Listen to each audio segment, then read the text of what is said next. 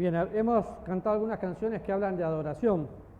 Y mientras estaba ahí sentado, vino a mi corazón un versículo que está en Apocalipsis capítulo 1. Vaya conmigo. Versículo 17. Y la idea es que juntos aprendamos a exaltar al Señor. Justamente hoy vamos a participar de la cena y no es algo más, es algo especial. Versículo 17, el apóstol dice: cuando le vi, caí como muerto a sus pies. Él puso su diestra sobre mí diciéndome: no temas, soy el primero y el último, el que vivo y estuve muerto, mas he aquí que vivo por los siglos de los siglos.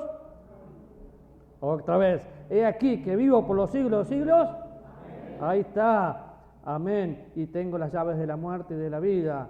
El que escribe las cosas que has visto, las que son y las que han de ser después de esta. Pero puso su mano sobre mí diciéndome: no temas. Y cuando la vi, caí como muerto. Yo no sé qué siente usted o cuándo fue la última vez que tuvo un encuentro tan personal con el Señor que sintió su abrazo. Justamente hoy compartíamos que la vida cristiana no es conocer. Fue cómica la ilustración que usó Roberto. Hay gente que quiere saber la cédula de Abraham, pero no experimenta al Señor. Cuando le vi, caí como muerto. Y el apóstol Pablo lo dice de una manera similar. Filipenses capítulo 1, versículo 21. Para mí, porque para mí el vivir es Cristo y el morir es ganancia. ¿Qué es para usted vivir? Estamos tan aferrados a esta vida que cuando nos enfermamos temblamos. En lugar de decir: Dios está haciendo su obra y se ocupó de mí. Tengo la convicción de que todo lo que Dios hace es perfecto, porque la Biblia me lo enseña. Y aún en los momentos difíciles, enfermedad, situación económica, problemas de lo que sea, la Biblia dice: justificados pues por la fe tengo paz para con Dios por medio de Jesucristo. Pero ¿cómo sigue? También nos gloriamos en las tribulaciones, sabiendo que la tribulación produce, y da la lista de lo que produce. A nadie le gustan los problemas, pero los problemas son oportunidades que Dios utiliza para mi bien, para su bien, para perfeccionarnos. Entonces vamos a pensar en adoración. Yo adoro por lo que Él es.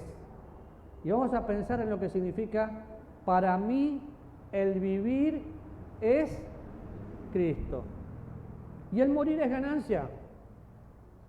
No tengo ningún temor en morirme. Yo no les conté, pero llegando a Ecuador todo bien. Cuando llegaba a la ciudad de Ambato, que está muy alto, antes de Quito, me empieza a faltar el aire. Y yo, por el problema de la miastenia gravis que sufro, siempre me falta el aire, pero ahí estaba. Y estaba solo en una habitación y no podía llamar a nadie porque no quería molestar, en una casa que no conozco. Adri no estaba conmigo. Y eran las 2 de la mañana y yo no podía dormir porque no podía respirar. Se me ocurre tomarme la presión y tenía 170. Y la otra 130, era un poquito alta. Y dije: bueno, Señor, si este es el lugar y vine a Ecuador, gracias. Pero yo necesito dormir porque mañana necesito estar bien. Y pasé la noche. Al otro día me comunico con Manuel. No me acuerdo qué hora era, pero me comunico con Manuel. Le digo: me está pasando esto y esto. Y me dice: hay dos opciones. O vaya a un lugar más bajo o vuélvase. Y te acordás lo que te dije. No es una opción ni volverme ni ir a un lugar más bajo. ¿Por qué? Porque vine a cumplir un ministerio. Así que acá me quedo. Estaba en la iglesia, me doy vuelta así para ver el proyector y se me movía todo. Y le digo en broma a los hermanos: me morí por estar con ustedes. Claro, ahí saben porque la mayoría sufre de presión alta. Manuel me dio unas pastillas y la presión, en 4 o 5 días la presión se fue acomodando. Pero con toda alegría, con todo gozo, le puedo decir, estaba listo. ¿Por qué? Porque Dios sabe lo que hace. Porque yo un día entendí que la enfermedad es un regalo de Dios.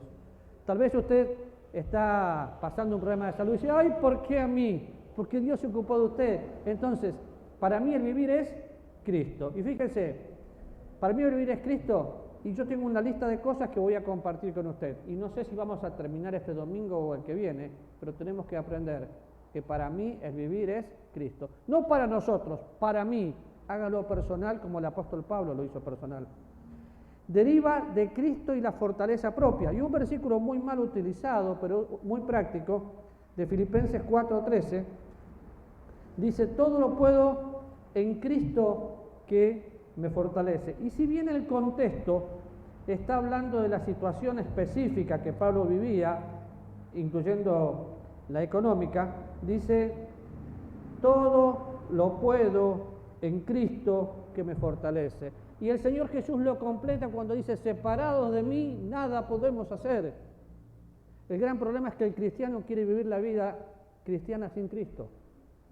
¿Y usted? Entonces, lo primero que para mí el vivir es Cristo, Pablo tiene en mente, bueno, deriva de Cristo y la fortaleza propia, no propia, la de Él, es mi fuerza en su vida.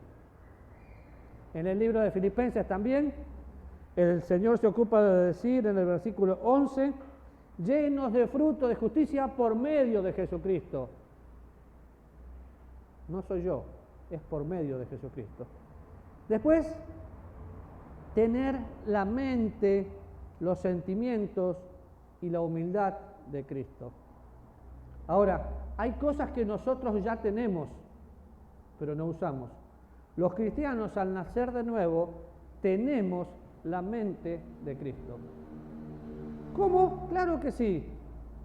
1 Corintios capítulo 2 dice que nosotros tenemos la mente de Cristo. No que la vamos a tener, no que la tuvimos, sino que la tenemos. Voy a buscar el versículo para que le quede. 1 Corintios capítulo 2, versículo 16. Porque ¿quién conoció la mente del Señor? ¿Quién le instruirá? Mas nosotros tenemos la mente de Cristo. Y usted dice, pero ¿cómo voy a tener la mente de Cristo? No sé cómo, solo sé que la tengo. ¿Y cómo hago para pensar como Dios piensa? Llenándome del Espíritu Santo, llenándome de la palabra de Dios. El gran problema es que hacemos una encuesta y los cristianos no leen la Biblia los 7 días de la semana. Escuchan un mensaje, pero ¿cuándo fue la última vez, otra vez, que usted cayó como muerto a sus pies porque sintió la presencia de Dios en su vida? Y la presencia de Dios no se siente el domingo porque me emociono con una canción, es algo de todos los días, mas nosotros tenemos la mente de Cristo. Los sentimientos también, ¿por qué? Porque al tener la mente de Cristo yo puedo sentir lo que Dios siente. ¿Qué sintió Dios cuando vio multitudes? Compasión. ¿Qué siente usted cuando sabe que una persona se muere y no tiene a Cristo? Yo siento un dolor insoportable en mi vida. ¿Qué siente usted cuando va por San José y ve toda la gente comprando en diciembre, como digo siempre, para llorar en enero porque compra lo que no necesita y después lo tiene que pagar? Y hacen la fiesta pero no invitan al dueño de la fiesta. Tristeza. Porque Navidad sin Cristo es nada. De hecho, es cierto que Cristo no nació en diciembre, pero nació. Y tengo que mostrarle al mundo que nació, que murió, que resucitó, que está vivo y vive en mí. Pero necesito sentir lo que Él siente. Necesito tener la humildad que Cristo tuvo. Y todos los que estamos aquí, sin excepción y sin ánimo de ofender a nadie, luchamos con el orgullo. Y si usted no lucha con el orgullo, me avisa y le paso parte del mío y se va a intoxicar. ¿El orgullo a qué se parece? El orgullo es como el mal aliento. El que tiene, estos días estuve tomando un medicamento que me dieron que tiene ajo. ¿Sí? Nadie quería estar cerca mío, ¿por qué? Un olor a ajo insoportable. Menos mal que Adri también lo tomaba, entonces podíamos estar cerca. Ahora, yo no me doy cuenta porque me tomo esa cosa, me tomo agua y ya después se me desaparece el sabor, pero el que está cerca mío sí. El orgullo es igual. Tal vez usted no se da cuenta lo orgulloso que es, pero el que está cerca suyo sí. Cuando pienso en el orgullo, voy al antónimo que es humildad, y el apóstol Pablo en Filipenses capítulo 2 dice, versículo 3, nada hagáis por contienda o por vanagloria, antes bien con humildad,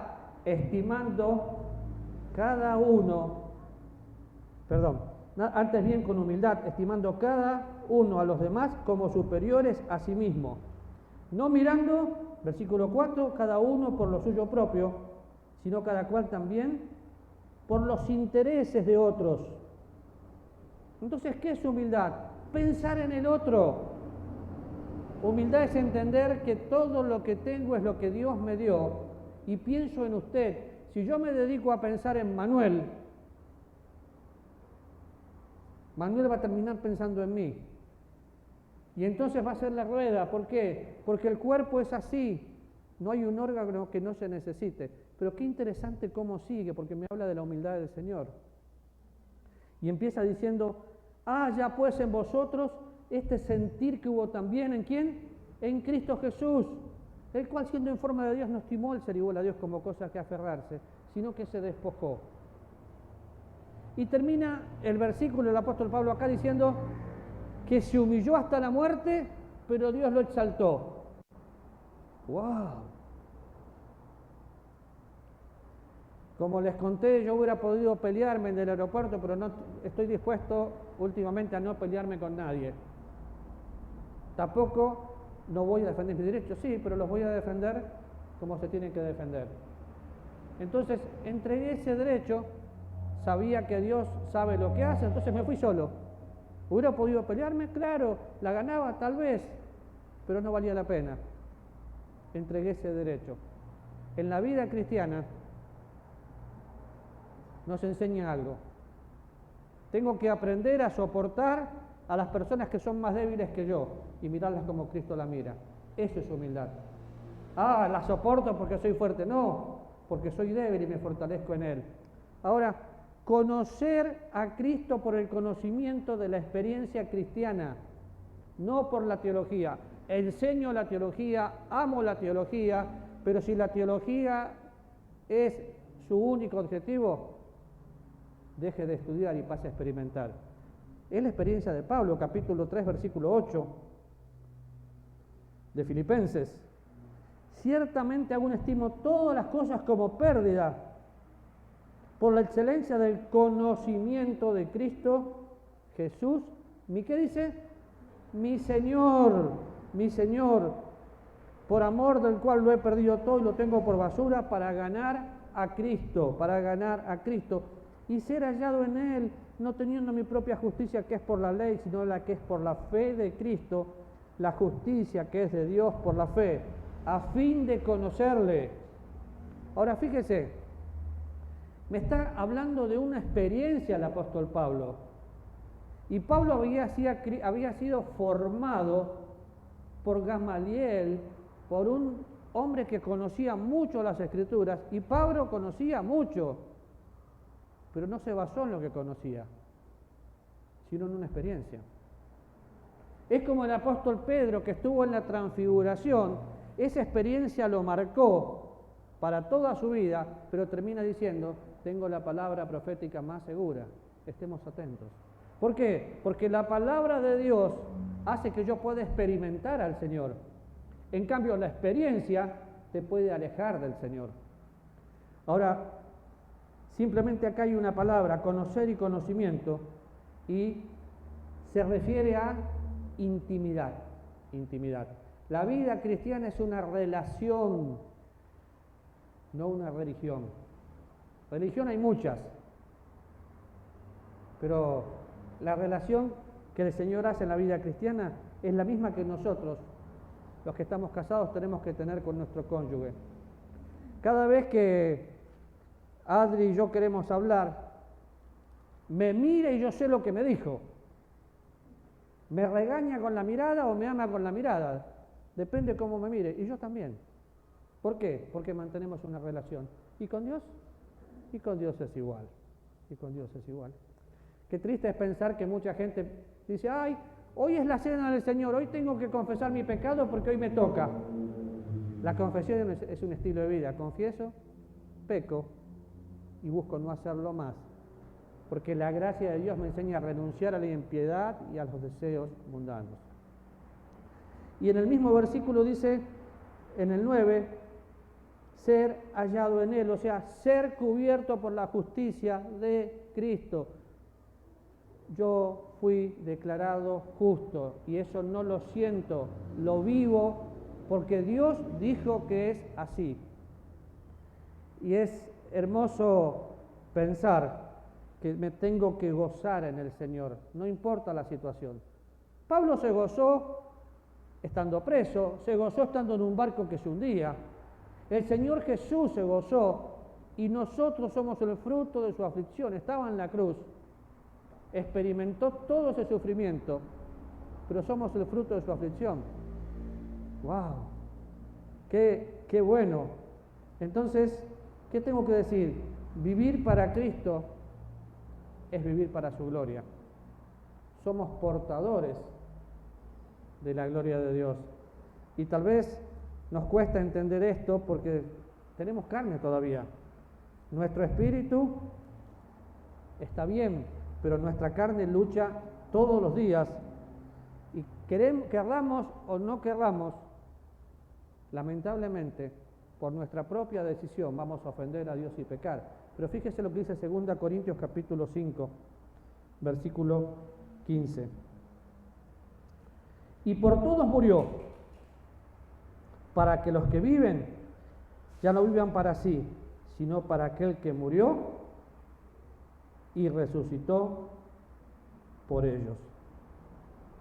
De manera que si vivo, vivo en el Señor.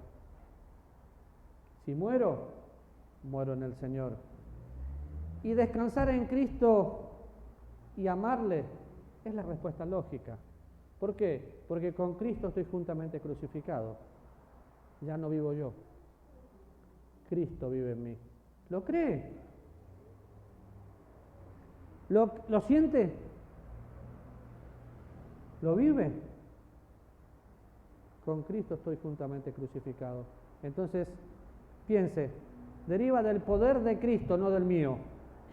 Es tener la mente, los sentimientos y la humildad de Cristo. Es agacharme y decir, Señor, no puedo, te toca. Es entender que tengo que conocerle por la experiencia, no por la mente solamente. Es ser cubierto por la justicia de Cristo. Él me declaró justo y estoy en sus manos. Y de sus manos nadie me puede quitar. Es gozarse a pesar de... Porque no tengo lo que quiero tener, tengo lo que necesito tener porque Dios me proveyó. Cada mañana me levanto, desayuno y digo, Señor, gracias por tu fidelidad, porque no solo me salvaste, me das de comer cada día y necesito descansar en Cristo. ¿Y usted? Señor, en esta oportunidad tan linda, te agradezco porque somos salvos y antes de participar de este tiempo diferente, lindo, hermoso, que un día lo haremos contigo. Te agradezco, Señor, porque tu palabra es viva, eficaz y cortante como espada de dos filos. Gracias por lo que hablaste con nosotros, en el nombre bendito de Jesús. Amén. Pastor Álvaro.